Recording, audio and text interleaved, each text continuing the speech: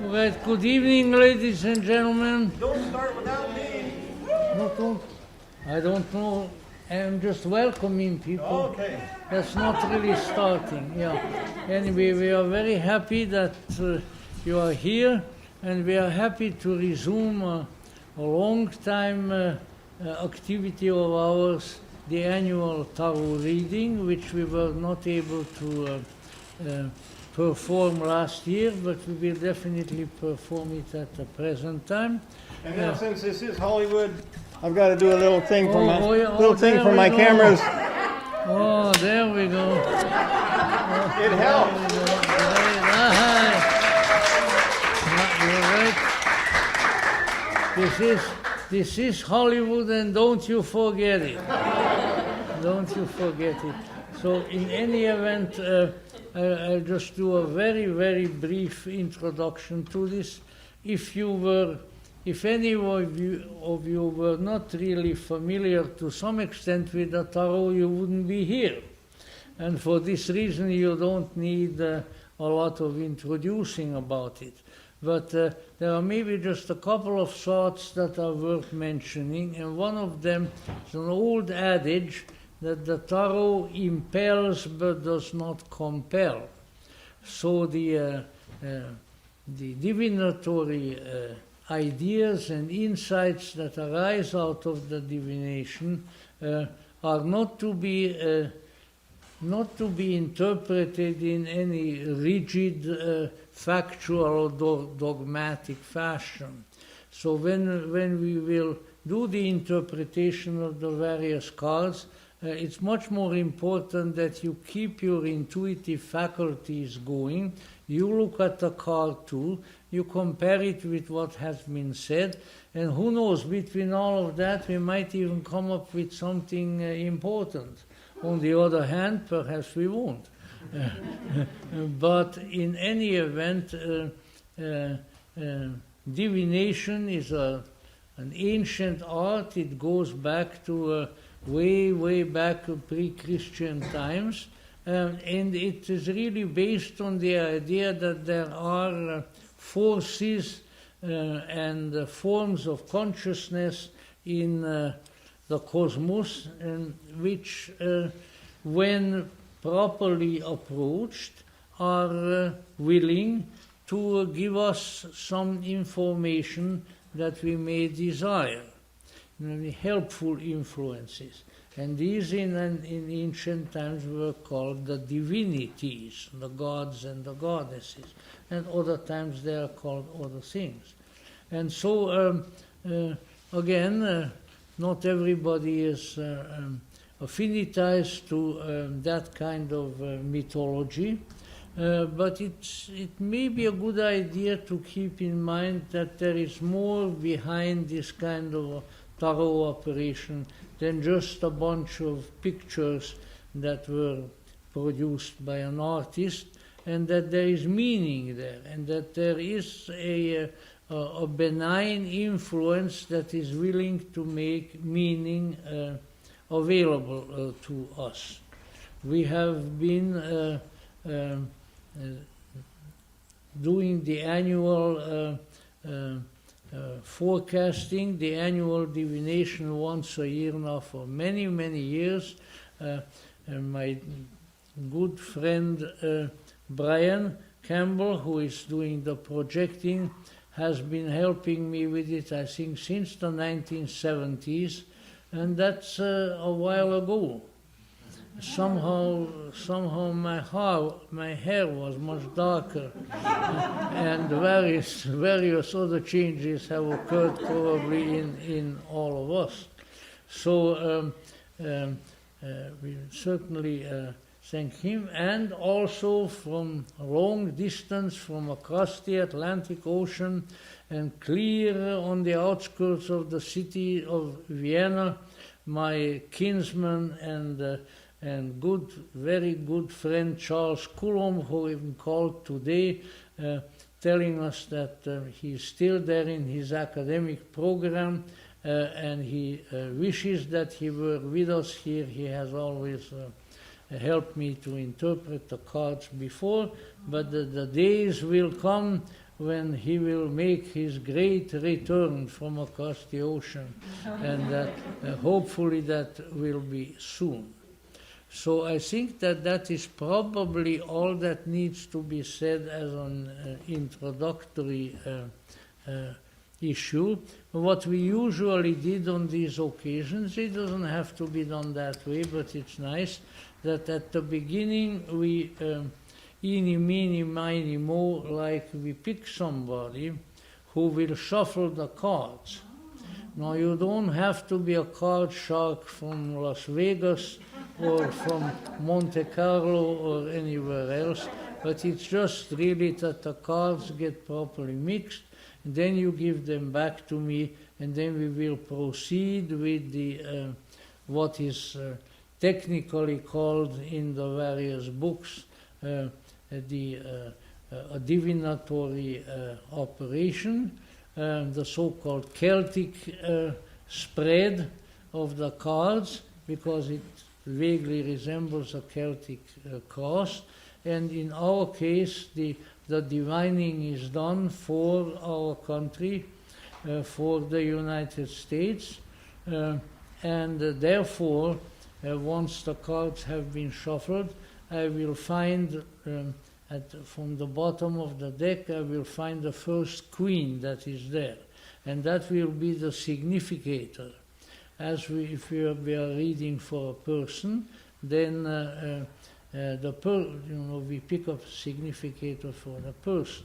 In this case, it's for the country, and we always pick a queen because archetypally the United States, I think, is a feminine presence. It's the Lady Liberty, whose great and magnificent statue stands looking at people when they are coming into the harbor in New York, and it is an appropriate symbolic representative of this great nation. So now comes the great choice of eeny, meeny, miny, mo, who is here the biggest schmo. So let's see, I don't know, I see somebody over there. Would you? No, you. Would yes? Would you be able to come forward and just just take these and give them a good shuffle and then give them back to me.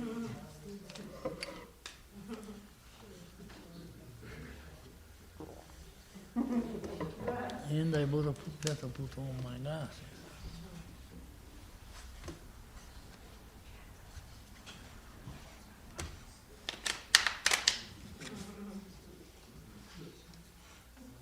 It was an honor, sir.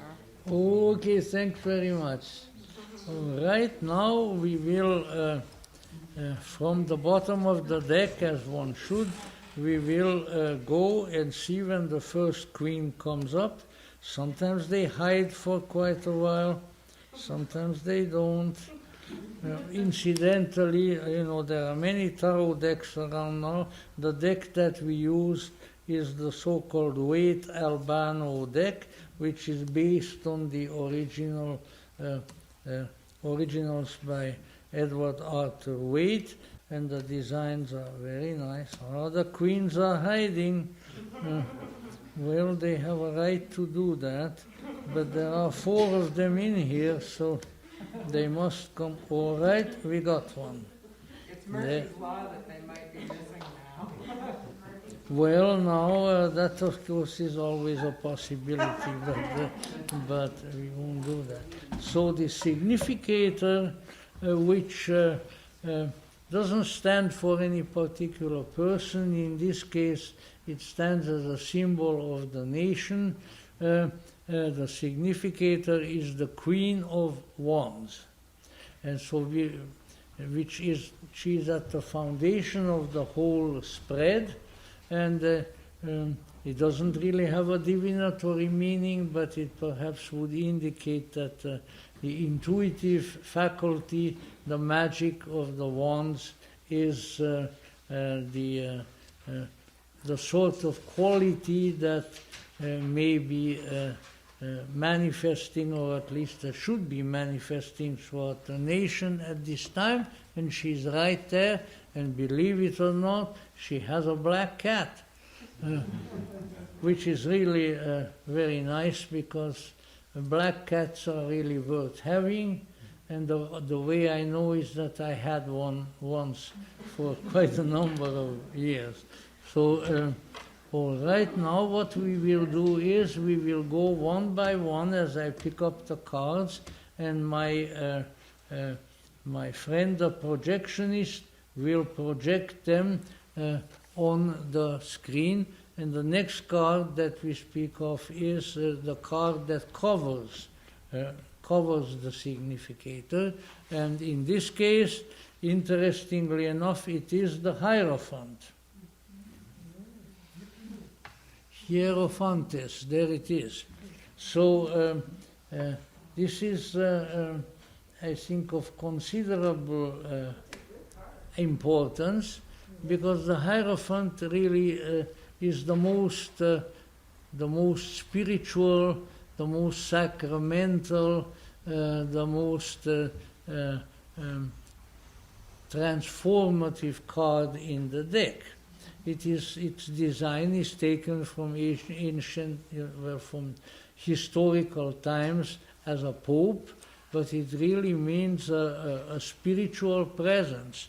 Now the covering card indicates an overall atmosphere, a psychic atmosphere that, let's say, may be developing in the nation, and certainly that would, let's say, would be very good if it developed.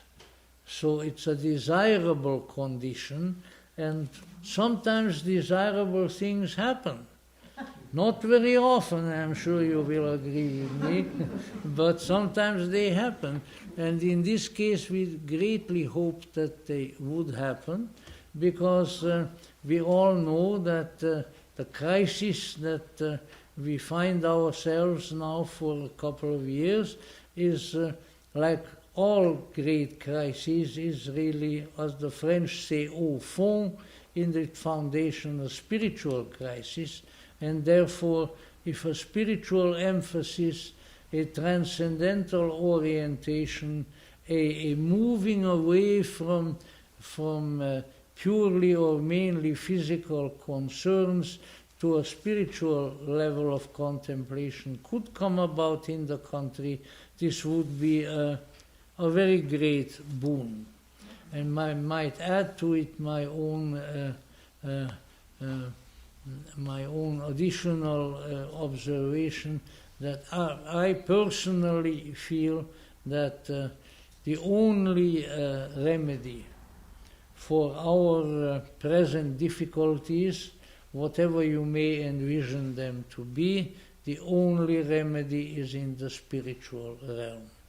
Anything short of that will not suffice. Nothing medical, nothing financial, nothing political, especially nothing political.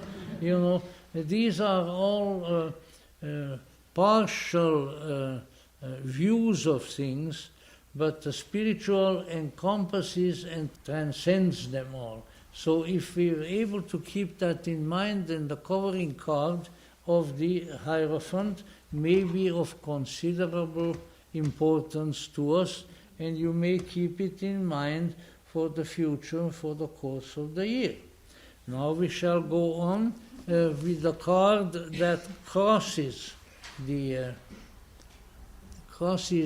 covering card, and the crossing card is the card of Temperance.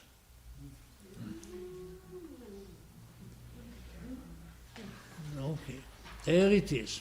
The card of Temperance, as you no doubt can see, is a very interesting card. It depicts an angel. Actually, you want to be very technical about it, an archangel, who is standing with one foot on the ground, one foot in the water and who is pouring a liquid from one container, one chalice into the other. The entire card is signifies balance and the proper combination of elements, whether they are in our minds or whether they are physically. Now, why is it in a crossed position?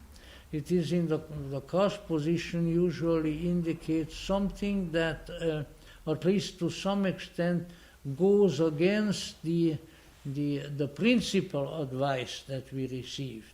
So the principal advice, okay guys, buckle down and be spiritual. All right? If you don't know how, come and ask me. I can't promise that I'll tell you, but you can ask me. When the crossing card indicates is something that goes contrary to the principal keynote with the hierophant that we had just seen before. So why are these two really nice cards at cross purposes? Why does one cross the other? Well, because the Tarot describes not only what we all want so desperately to know, the future, as the late Hollywood prophet Criswell was one to say, we are all interested in the future because that is where you and I are going to spend the rest of our lives. Now, none of you are old enough to have seen Criswell on television, but I have. So obviously we are interested, but what we have here is, in my interpretation, is that yes, there is something spiritual that is trying to get hold of us, trying to break through our crises and our fears and our preoccupations, and that it is indeed very advantageous to us if we address ourselves to such a spiritual keynote in the hierophant. But when we see the Temperance as the crossing card, Temperance stands for balance, for equilibrium, for the proper mixture of complementary elements. And why is it in the cross position? Because this is where our trouble lies. We are not balanced. We are not able to properly mix the elements of life and of the psyche. We are collectively, psychologically unbalanced society, and possibly world. I can't say too much about the world because that's not where I am. I'm here.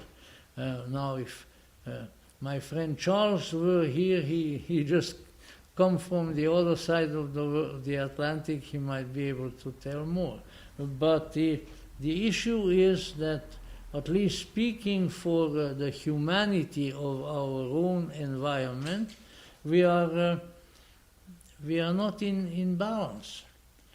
We are fearful, we are anxious, we get excited, we fight with each other.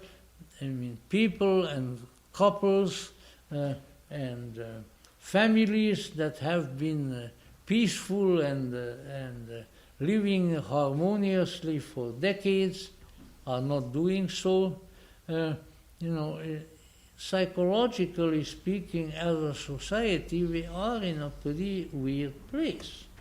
And that's not just my personal opinion, but you can find it described in many authoritative sources. So what is really contrary is there is a spiritual necessity to address ourselves in our psyches, in our souls, to that which is transcendental, that which is spiritual, that which is sacred, and that's the hierophant. But contrary to that runs the fact that we are not in balance. We are not in a situation where the forces of the mind and of life can balance each other, and where therefore we can have a much more peaceful life. So this at right to begin with, as we say in Transylvania, right off the bat, you know. So right off the bat, it shows us a conflict between the spiritual need and the unbalance and confusion that we live in and that exists in our minds. But let's say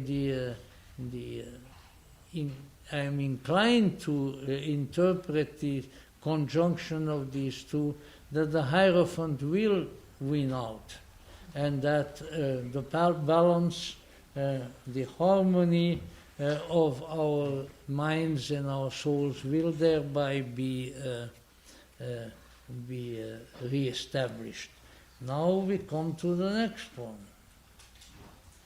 All right. Well, the next one, as far as I recall, is what is below us, as we call it, which means that at the bottom of the spread, which has the vague shape of a Celtic cross, at the bottom of the spread is sort of a foundational card upon which in many ways a lot of further developments are based, and which needs to be taken into account. To some extent it also indicates the past, but not only the past, it really indicates a foundational element that we need to look at. And this foundational card is none other than the Four of Cups.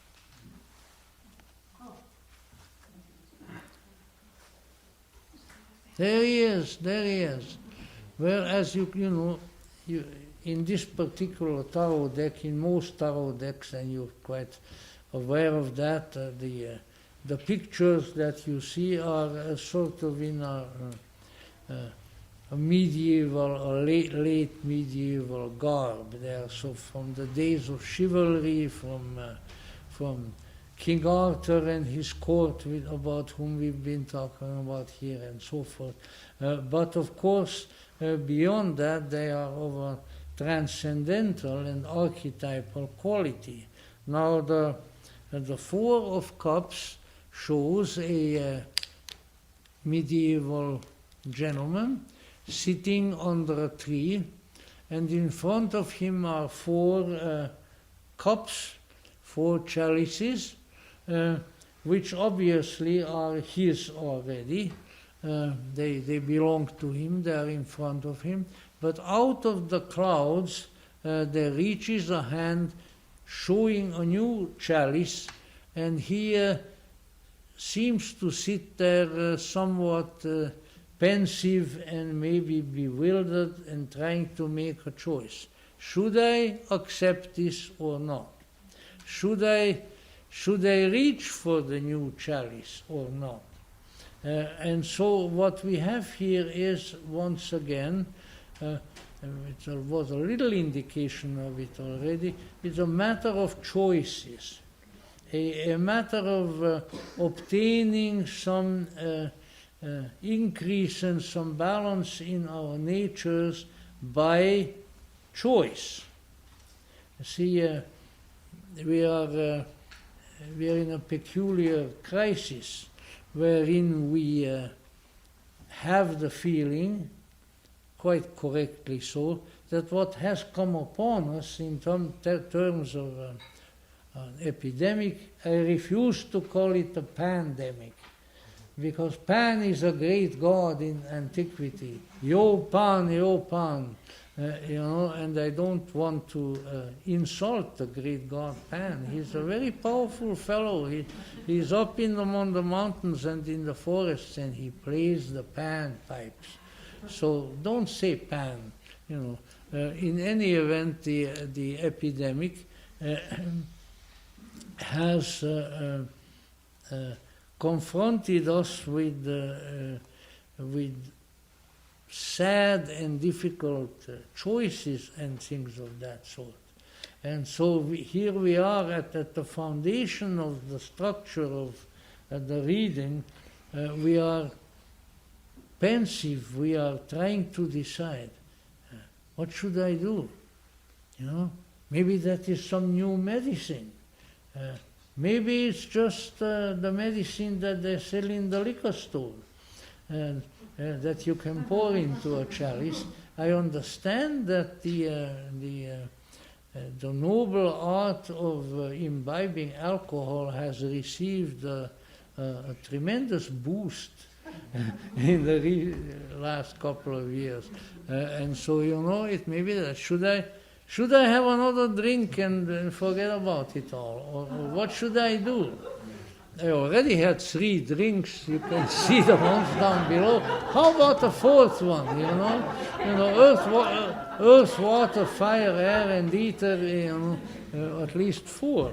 So let's say an issue of choices and of having the kind of balanced consciousness whereby useful and helpful choices can be made.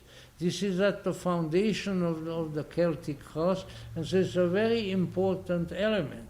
So it would seem to me that through all this year, the issue of choices, of how to handle our situation, whether with the drink or with anything else, will come up.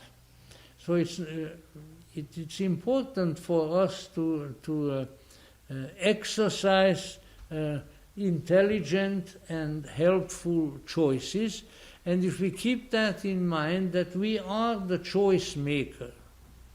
Now this also brings up another issue which I think is very relevant.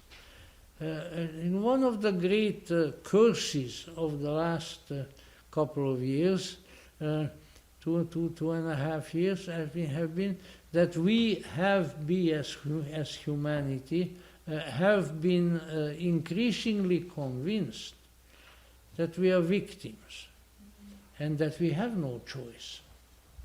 And we have a choice. The big choice is to think of ourselves as victims or not. If we don't think of ourselves as victims, heaven knows we might even become victors, But if we exclude that glorious possibility, then we'll just be sad sacks and victims wandering around the world, grumbling and cussing and getting angry at our associates and things of that sort. So the issue of choices here is a very important one, and it's at the bottom of the whole structure. Keep in mind that you have to choose. Keep in mind that you have to choose well. And choice involves individual consciousness.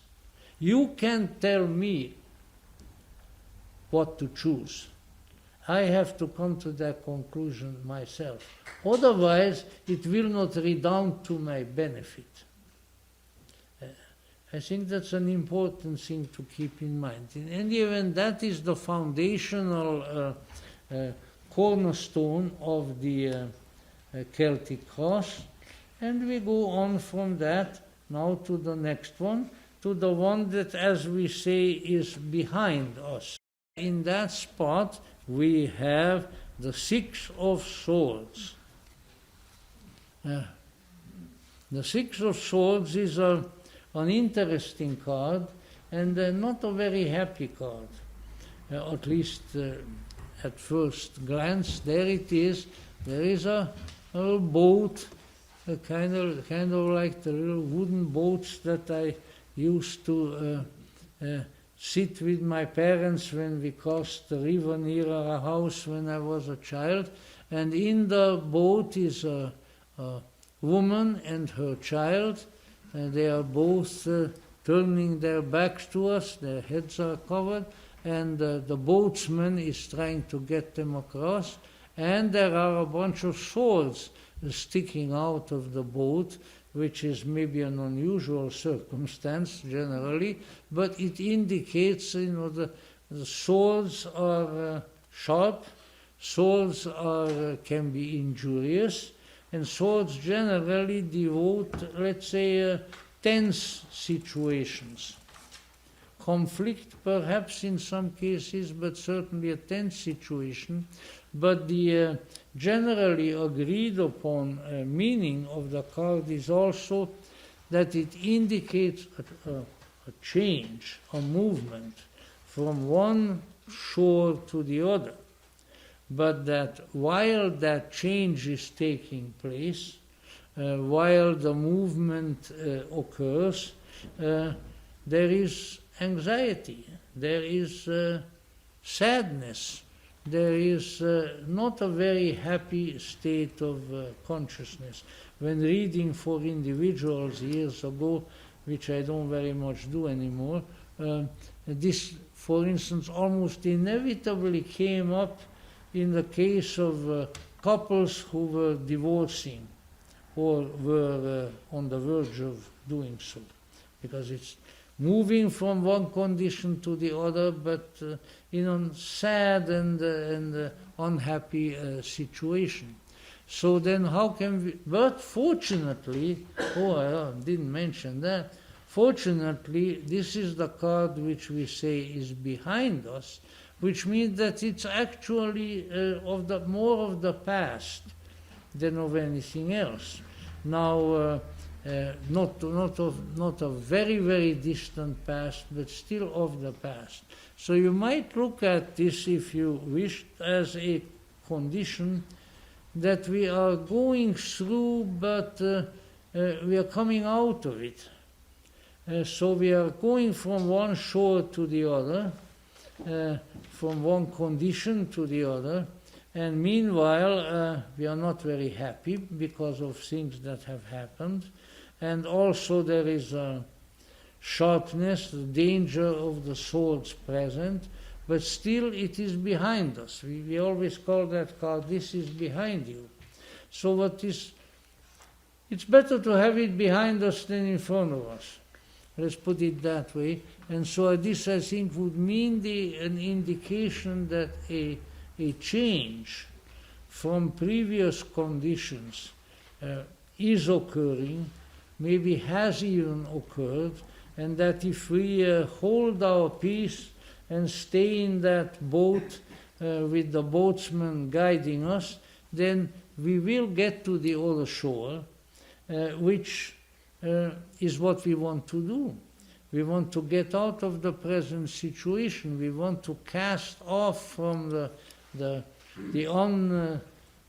unsteady and unhappy present and come to something different, something hopefully better.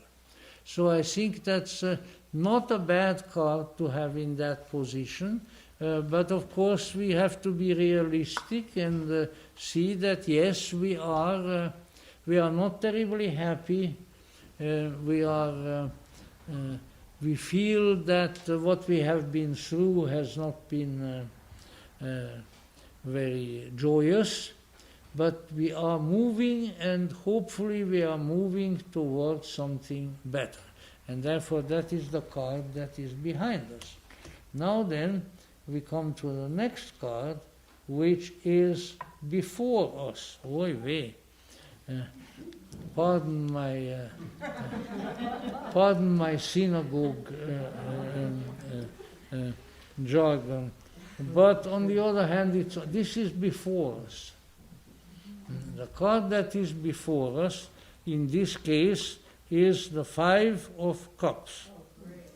Now the Five of Cups is one of the less happy cards of the suit of cups. And what you have there is a man in a black cloak. He sort of hangs his head and he looks down on the ground, and in front of him there are 3 cups that are spilled. The content is spilled, the cups are knocked over, although there are 2 cups still behind him, although he's turning his back on them. And so now this is usually the card of the near future. Now, what can that mean? I wish I could be more optimistic about it, but it's not really that disastrous. What it means is that as a humanity, as a society, we are right now and still in the near future, we are apt to contemplate our losses, maybe a little bit too much.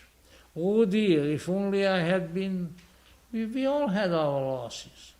If only I had been able to go to Vienna, which we were about to do when the COVID hit, and think how nice it would have been. Although I lived in Austria for 6.5 years, I never got to the capital city of Vienna. Why? Because I was too lazy? No, because my good friends, the Russians, had surrounded it, and I couldn't get in without the danger of ending up in a concentration camp. So I've been practically everywhere else in that wonderful country, but I couldn't get into Vienna. And you know what? I still can't.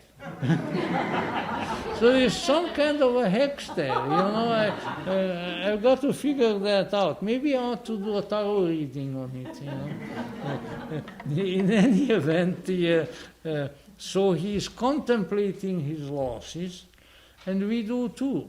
I could have gone to Vienna. You could have done something else. If nothing else, we could have had a much, much more joyous time. We could have had a good time over the last couple of years, and we have been robbed of that. Dadgummit, really. Our opportunities have been greatly curtailed by the circumstances, and that makes us sad, of course. What else? However, come on, man. This is the new kind of presidential mantra. Oh, come on, man. Well, it's good American talk. Come on, I'm not making fun of it, really. But here it is, because he can do something. Instead of standing there looking at the spilled wine or whatever it is, he could turn around and see that he still has resources. Maybe the resources don't seem as plentiful as the losses. However, they are still there. He's not without resources. He's not without the ability to do some of the things and to bring into his life some of the forces that he feels he has been robbed of. And so it is with us. So I think this one placed in the future, into the near future as it is, reminds us, don't cry over spilled milk or even over spilled brandy, which is a much greater disaster in my point of view, of course. But turn around and see what is still available to you. And I think if we are honest about that, then all of us can find some advantages that we still have. And I certainly won't go through them all. But the mere fact that, for instance, that we are here this evening and we are all friends and we are trying to interpret the future, these are good things. We have a place to go home to, we have a bed to sleep in, even though the grocery stores are strained, we have food to eat. We even have food for our pets. So, what's the big sadness about? Come on, turn around and look at what you still can do, what you still have, and right away you'll feel better. I know it's difficult. I have difficulties with it myself. And so do a lot of good people who I know. But this is to some extent where discipline enters the picture, which is difficult. Discipline in any situation is difficult. But it can be done, and if we look at our still available resources, we are going to do much better, and then perhaps we can move from the near future to the more distant future,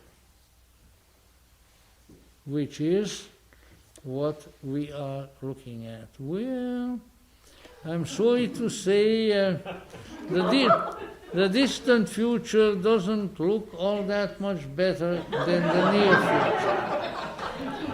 Well, at least what I can say about the tarot tonight, it seems to be honest. It doesn't mince any words, because the card of the distant future is the Eight of Swords. So the Eight of Swords is also, not a very happy card, as you can see. There is a lady there. Obviously, she is interested in taking some steps and probably getting out of there. But which way to go? If she goes one way, she'll have more trouble because of the lot of swords. If she goes the other way, she would have less trouble. So, in other words, once again, as we have seen in some of the earlier cards, we have choices, and in these choices, we need to keep in mind that while that may not be immediately apparent, some of our possibilities, some of our choices will be easier than others.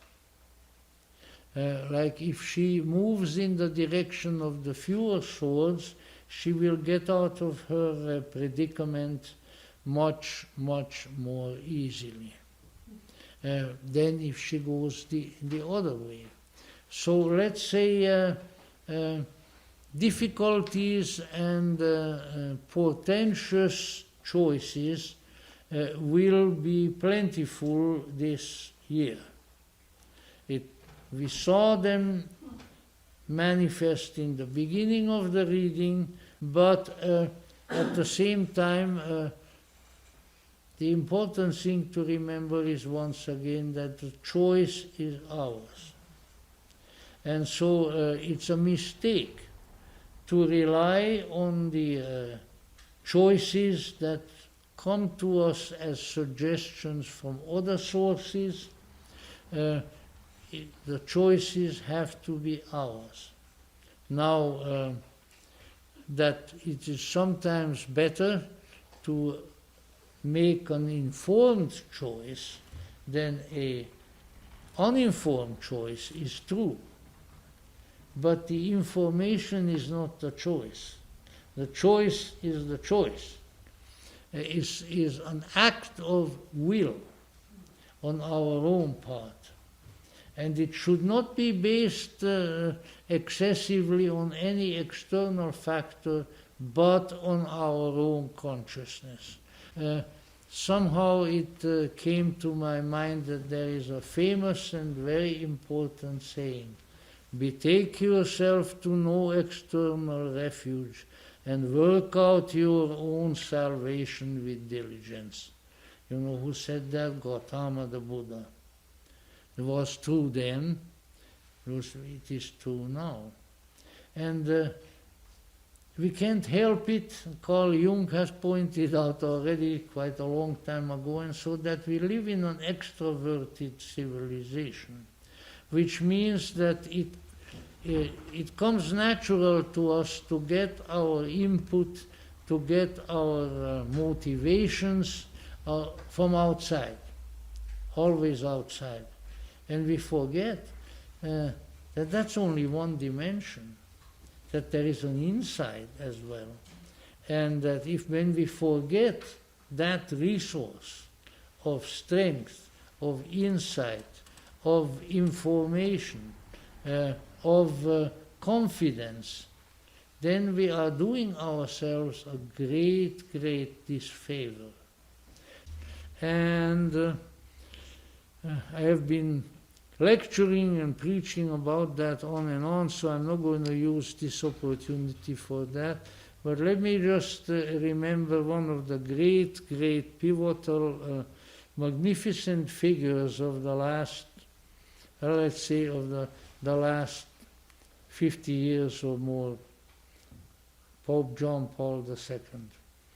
In his great speech that he gave immediately upon his inauguration in St. Peter's Square, in a relatively short time, I think not much more than an hour, he used the phrase, "Don't be afraid," about 20-some times. And I think that that advice is right for us. Caution is often indicated in life. All sorts of things like that, but fear is not. Don't be afraid, and you'll do much better. You'll do much better. Okay. So now the next one, the high priestess in the unconscious. That is very important. Wisdom. Wisdom of a balanced and at the same time feminine nature. And it would indicate that there is, just like we had the hierophant, this is really the counterpart of the hierophant on the feminine side. There is an element of wisdom and balance and insight that is working its way out of the mystery, out of the unconscious, and that is desirous of manifesting to us, and having both the hierophant in the earlier one and the high priestess in this one. The two of them would represent a very balanced wisdom, but it's still at the unconscious level, so it is ready to come forth, and we should perhaps devote as much attention as we can to draw these out of the unconscious level so that they may come into manifestation. The next one, dealing with our closer environment, household, and probably even our country, is the card, the major arcanum of justice. With the scales, good old Justitia holding her sword in one hand and holding the scales in the other. And this would probably indicate that issues of justice and rectitude and proper judgment would be of considerable importance, and would be there would be a need to increasingly introduce them, but in the right way, into our environment and into our society. Much that bears the name of justice really isn't. And once again, who is to be the judge of justice? Yeah. Well, of course, we have the old one from the television. Here come the judge. Here come the judge. Here come the judge, and it's you. And which means is, don't go by what passes for justice on television, in the newspaper, if there still is such a thing, and elsewhere. But look for the source of justice within yourself. What is truly just? Not what would make you look good, not what would make you more popular with some people or the other, but what is truly right and just. There's no source of information for that anywhere else but in yourself. This is in conscious awareness, in ego awareness. Well, that is the Ace of Wands. And of course, Wands stands for a certain type of insight, a certain type of intuitive thinking. But if this is what we think is going on, then let's say we may have to deal with our ego consciousness with some restraint and some insight, because we may mistake the conscious considerations of the ego for intuition, for something deeper, and therefore we need to take care how we deal with the thoughts, the impressions that come to our minds. So be careful of false intuitions. It's a strange advice to give, but I think if we think about it, it makes a certain amount of sense. Okay, and then we have one more. Oh no. Yeah. Well, if this is the best possible development, yeah. Well, it's not. Again, it's not the devil, or it's not the lightning struck tower, but it is the Seven of Swords.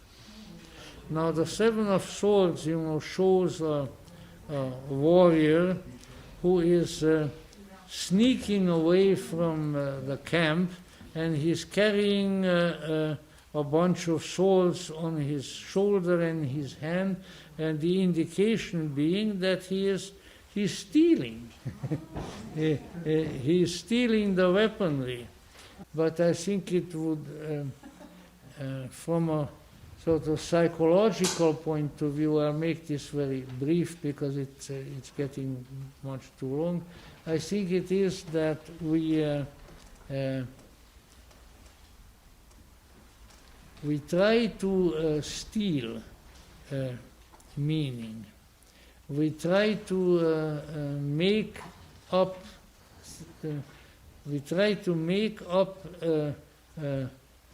Things in life and in society which we think are going to be to our benefit. And probably some of that involves really taking away from other people. So there is this kind of sneaky, larcenous element in the psyche of the populace that needs to be recognized, and that probably needs to be controlled by being recognized. Of course, such tendencies always exist in humanity. We always try to get away with something. But at the same time, maybe in a critical times like this, that is a tendency that we need to watch out for and that we need to control.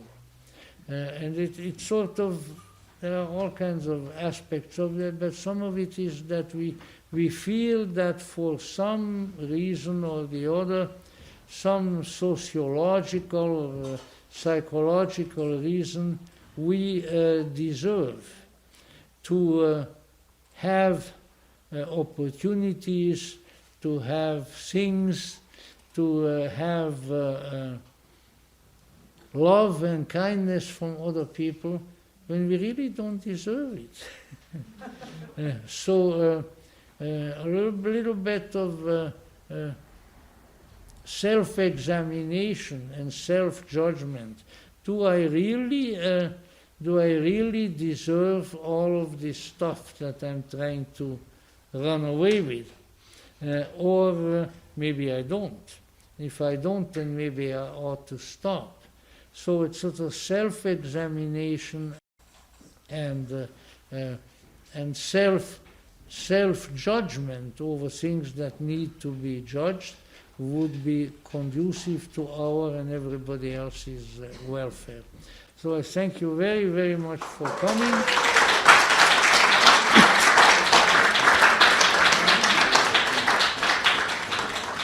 And we'll see you next time.